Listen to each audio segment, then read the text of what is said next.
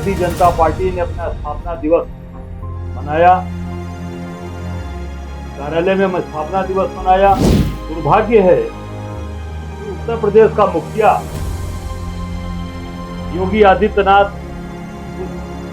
स्थापना दिवस में यहाँ उपस्थित नहीं थे। उत्तर प्रदेश के मुख्यमंत्री को दरकिनार कर दिया और उनको दरकिनार करके वहां पर सारे कार्यक्रम आयोजित किए। गोरखपुर में कहा कि कांग्रेस ने देश के साथ विश्वासघात किया और एक घटना आपके सामने में रखना चाहूंगा तो सबसे बहुत ही दुर्भाग्यपूर्ण है और बहुत ही आपको रुलाने वाली घटना जो गौ भक्त बनते हैं। कल बनारस में प्रधानमंत्री के क्षेत्र में आप देखिए कुत्ते कैसे गौ माता का मांस कैसे खा रहे हैं। ये बनारस की बात है, ये प्रधानमंत्री के संसदीय क्षेत्र की बात मैं कर रहा हूँ, ऐडे गांव। नमस्कार, आपने देखना शुरू किया है लाइव 24 न्यूज। मैं इस वक्त मौजूद हूं कांग्रेस पार्टी कार्यालय में। अजय राज प्रदेश अध्यक्ष ने क्या कहते नजर आ रहे, उनके सीधे बयानों को सुनते हैं। आदरणीय उमाशंकर पांडे जी और यहाँ उपस्थित हमारे सभी पत्रकार भाइयों बहनों, छायाकार साथियों और सभी हमारे वरिष्ठ कांग्रेस के नेतागण कार्यकर्ता, आज हम सब लोग आपके सामने एक विशेष पत्रकार वार्ता में उपस्थित हुए हैं। आपने देखा होगा कि कल भारतीय जनता पार्टी ने अपना स्थापना दिवस मनाया, कार्यालय में स्थापना दिवस मनाया। वहां पर भारतीय जनता पार्टी के प्रदेश अध्यक्ष और इनके प्रदेश के संगठन के नेतागण और सरकार के डिप्टी सीएम उपस्थित रहे। पर दुर्भाग्य है कि उत्तर प्रदेश का मुखिया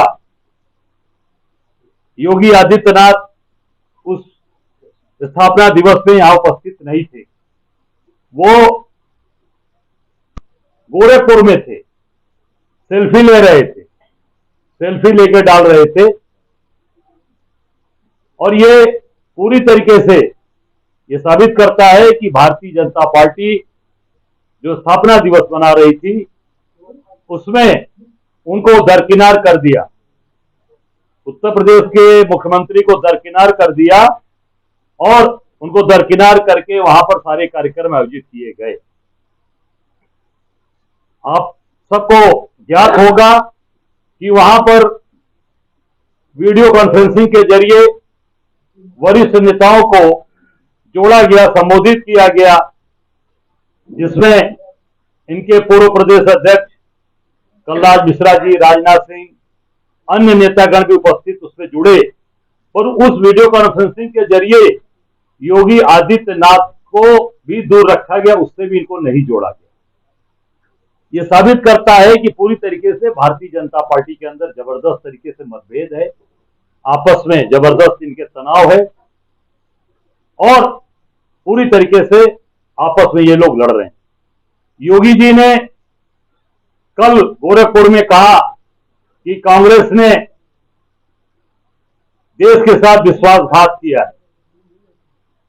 अब आप देख सकते हैं कि योगी जी आपके साथ तो पूरी भारतीय जनता पार्टी विश्वासघात कर रही है, आपको ही किनारे कर दिया, पूरे सिस्टम से आपको बाहर कर दिया गया है और जो सरकार आप लेके चल रहे हैं, आम जनता के साथ आपने विश्वासघात किया। जो आपने वादे किए थे उस वादे को कहीं भी पूरा नहीं किया, चाहे वो किसानों से किया हुआ वादा हो, नौजवानों से किया हुआ वादा हो, महिलाओं से किया हुआ वादा हो, इस प्रदेश की आम जनता से, व्यापारियों से किया हुआ वादा हो, कोई वादा इन लोगों ने पूरा नहीं किया। उत्तर प्रदेश की जनता के साथ भारतीय जनता पार्टी और योगी आदित्यनाथ ने विश्वासघात किया पूरी तरीके से।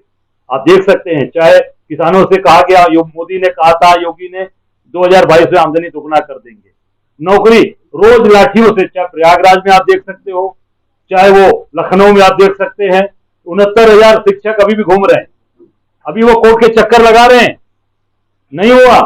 अभी आप देखिए, मुख्यमंत्री हेल्पलाइन में जो बच्चियां काम कर रही थी वो अपनी तनख्वाह के लिए परेशान है, उनको गिरफ्तार करके जेल भेजा गया, उनको प्रताड़ित किया, मुख्यमंत्री के अधीन काम करने वाले।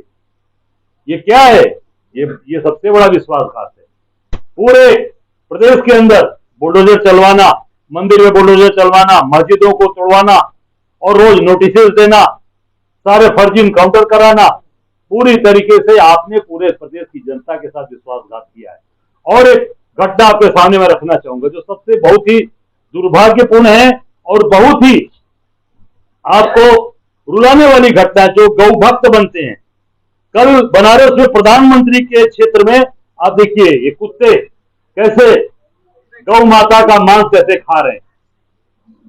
ये बनारस की बात है, ये प्रधानमंत्री के संसदीय क्षेत्र की बात मैं कर रहा हूं। ऐडे गांव, कैंट विधानसभा का ये गांव है, रोहनिया विधानसभा का ऐडे गांव, जहां से प्रधानमंत्री जी देश के प्रधानमंत्री हैं। उनके ये कहीं छोटी जगह का नहीं है, ये बनारस का, जहां प्रधानमंत्री का संसदीय क्षेत्र, जहां कुत्ते उस गौ माता के पेट के अंदर जाकर और ये मांस खा रहे हैं। आप देख सकते हैं कितना ये गौ भक्त बनने वाले लोग, ये पूरी तरीके से इस देश को, इस प्रदेश को इन्होंने बर्बाद कर दिया और आम जनता को ठगने का काम किया, आम जनता के साथ विश्वासघात किया है।